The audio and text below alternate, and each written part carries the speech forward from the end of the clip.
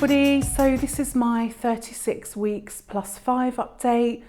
I was meaning to do one every week, but the time seems to have just flown by. I can't actually believe that we're in the last few weeks now. I feel like the time has just gone so quickly. But on the positive side, I'm feeling so much better than I was. My hormones seem to have calmed down, so the daily bursts of tears seem to have stopped, which is something. I don't feel as tired, but I have this sort of overwhelming nesting sense, I suppose, trying to get everything ready. Just trying to get everything done.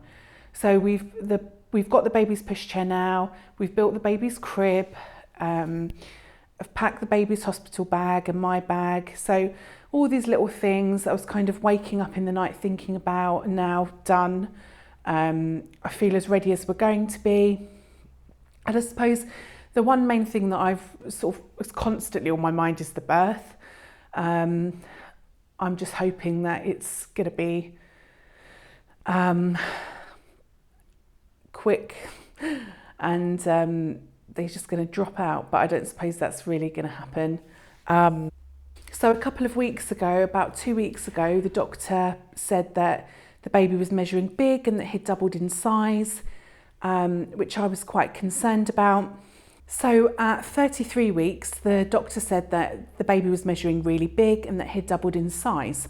We were really worried about this, but I think he was just going through a growth spurt. He's still putting on weight, but everything seems to have calmed down quite a lot. Doctor's quite keen for me to think about having a C-section because of his size, but I'm not really on board with that at the moment because I very much feel that, I don't know, if it was to do with mine and the baby's health, then fair enough, yes, absolutely. But I don't want to be pushed into having a C-section, not when I've delivered naturally 4 times. And I think, especially with everything that's been going on with, all of this with the injections and the blood thinning and all of that, my consultant in England said it would be the worst thing that I could do. But obviously, again, the consultant here's got other ideas. So I'm just going to see how it goes and kind of take it in my stride. I haven't bothered writing a birth plan this time.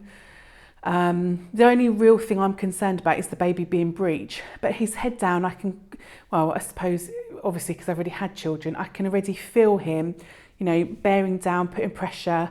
I think my bump has dropped somewhat since my last video update. So I'm seeing the consultant every week now. And so every week he scans the baby to check the measurements, tests, does the normal urine test and that, and checks my weight. I've lost 1 kilo again somehow, which I find amazing, given that in fact, no, actually, come to think of it, I do try and eat very well, and my snacking has kind of got less. I generally find that if I have a big meal in the morning, so if I have a big breakfast, I feel great throughout the course of the day, and then I'm really ready for lunch, and then I'm really ready for dinner. If I eat after 8:30, 9 o'clock, I feel terrible. I'll definitely wake in the night and my stomach hurts. And so the trick is, I think at this stage, is not to eat late. I think you need to eat kind of around about 6 to 7 o'clock and just let your body just settle down for the evening. Other than that, other than not being able to bend down at all now, I've got stuck a couple of times. Apart from that, I feel great. It's been just a completely different experience this time around, shopping for a little boy, and I've just absolutely loved it. So I'm looking forward to seeing what he's going to look like. According to the doctor, he's already got hair and really long limbs. I did have a moment of panic where I had to go shopping again to buy things that weren't newborn because I was worried that everything we'd bought wasn't going to fit. But yeah, I can't wait. I can't wait for him to arrive now and for the girls, see what the girls are going to be like with him and the rest of the family. I'm just so excited. All right, thanks everyone. Bye. See you.